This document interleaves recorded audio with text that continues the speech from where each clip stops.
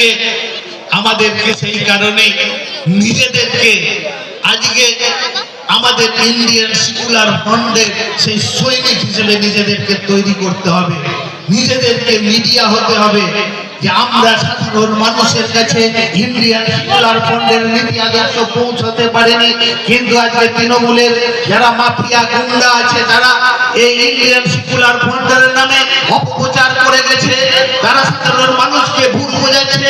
সেই দায়িত্বটাকে আপনাকে আমাকে নিতে হবে। আর আজকে মেইনস্ট্রিম মিডিয়া থেকে আরম্ভ করে আজকে কর্পোরেট সংস্থা, আজকে সমস্ত বড় বড় রাজনৈতিক দলেরা তাদের দালাল হয়ে গেছে। আজকে পুঁজিপতি আদানি আম্বানির জন্য লড়াই করে, আপনার আমার জন্য কোনো রাজনৈতিক দল লড়াই করে না। সেই কারণে আজকে যখন বিধানসভায় নওশাদ সিদ্দিকী ভাইজান পা রাখে, তখন 293 জন বিধায়ক আজকে ভাইজানের দিকে হা করে তাকিয়ে থাকে। কারণ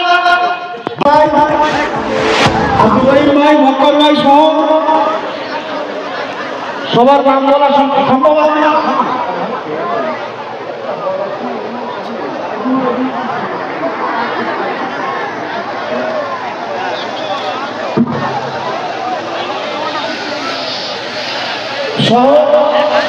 যারা এই অক্লান্ত পরিশ্রম করেছে তাদেরকে আমি ধন্যবাদ জানাবো, বিশেষ করে ধন্যবাদ জানাবো আজকে আপনারা যারা এই মাঠে উপস্থিত হয়েছেন, কেন্দ্রীয় বাজারের ফুটবল মাঠে যারা উপস্থিত হয়েছেন আপনাদের ধন্যবাদ জানাবো। কারণ হলো আপনাদের লড়াইয়ে আমাদের অক্সিজেন যোগায়। আপনারা যদি আমাদের পাশে দাঁড়ান, আমরা আরো লড়াই করার শক্তি পাবো, লড়াই করার অক্সিজেন পাবো। নওশাদ সিদ্দিকী ভাইজান যেভাবে বাংলার বুকে দাঁড়িয়ে বিজেপি এবং তৃণমূলের বিরুদ্ধে বিরোধী কণ্ঠ হয়ে প্রতিটা জায়গায় লড়াই করছে, আমরা আমাদের পক্ষ থেকে লাখো সালাম ও মোবারকবাদ জানাচ্ছি বিধায়ক নওশাদ সিদ্দিকী ভাইজানকে। আজকে যে বিষয়গুলো নিয়ে আমাদের এই অধিকার সভা, অধিকার যাত্রা নওশাদ সিদ্দিকী ভাইজান 3 মাস আগে শুরু করেছিলেন, আজকেও সেই অধিকার যাত্রা আমাদের চলছে।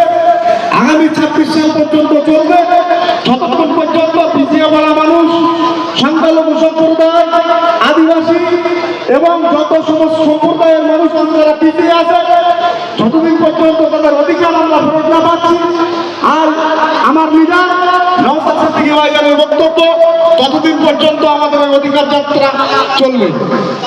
আজকে আমরা ওয়াকআপ